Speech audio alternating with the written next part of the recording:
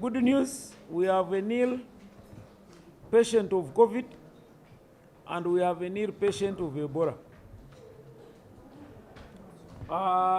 For purposes of emphasis, I'm here to again inform the public about the restrictions, especially in terms of visitations into the prisons following the outbreak of Ebola. And I may as well go on, like the Commissioner General of Prisons has issued standing operation procedures following the outbreak of Ebola virus in the districts of Mubende, Kasanda, Kampala, Wakiso, and Mukono. And the following are already in effect. Visitation to all prisons, prison units, courts, and community work are suspended in the above mentioned districts. There is a slight amendment that the advocates and other lawyers, theirs is a special case and they need to contact headquarters for clearance. And this is done in order to ease access to justice by the inmates. But the rest of the visitations are hereby suspended until further notice, especially more that the president has extended the lockdown in the areas of Kasanda and Mubende for another 21 days. That too, referral of six prisoners outside the prison health system is suspended until further notice, meaning that our prisoners who fall sick in the respective areas or even countrywide, they are not supposed to be rushed to the public hospitals. They would rather be referred into our internal system. And it is because out of that internal system that we have created an Ebola center for prisoners in the prison called Kampala Remand, whereby those who are there, we have evacuated them and prepared the prison to receive the Ebola patients. In one wing and another wing to receive all the inmates in the metropolitan Kampala. They are no longer going to be taken to different prisons because of minimization of infiltration of the disease. And community works in Kampala, Wakiso, Mukono, Kasanda, and Mubende have been suspended by prisoners.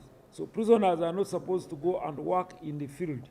They are supposed to remain within their precincts in order to minimize the spread or the contamination of the staff. Or the staff on duty, whether in court or on any other special duty, should ensure that they have masks. And those medical, especially the medical teams, should have the PPEs to ensure that they also don't get contaminated in the process, because we know Ebola is a very deadly disease. 50% of the patients end up not making it through.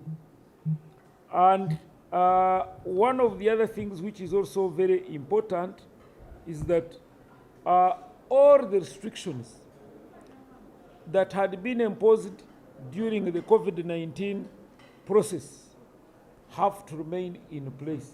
So in addition to what has been going on because of COVID, now we are adding these restrictions of Ebola. But these further restrictions are actually working in the districts I have mentioned. The districts of Mubende, Kasanda, Kampala, Mukono, and Wakiso. Other parts of the country are operating as normal as other institutions therein. So the OCs should take note. This is not a blanket restriction for the entire prisons. This is a restriction following the presidential directive for the lockdown of Kasanda and Mubende and for the alert of the Wakiso, Mukono, and Kampala districts. So we expect them to be adhered to until further notice. On a good note, today we have a total of 61 prisoners in upper prison, and I think another total of about 75 in the other 9 centers where they have started their PLE. They are adults but doing primary education. So we are happy the process has started peacefully, because other areas are Marara, Fort Potro, Soroti, Moroto, Mbare, Arua, Guru, and Masindi. And the exercise is running smoothly, and we are not expecting any eventualities. All of us, in another note, all of us woke up to a round awakening when one of our staff, Tim Jacob, shot his 2 colleagues on the 31st of October 2022. The update I have is that those who died have since been buried, and the culprit has been charged with 2 counts of murder and remanded at Jinja main prison, and the law will take its course. Of course, the preliminary investigations indicated that this was a crime of passion. And this one serves to warn especially most of us in the forces to try to manage our emotional imbalances. Otherwise, it would lead us into very big problems.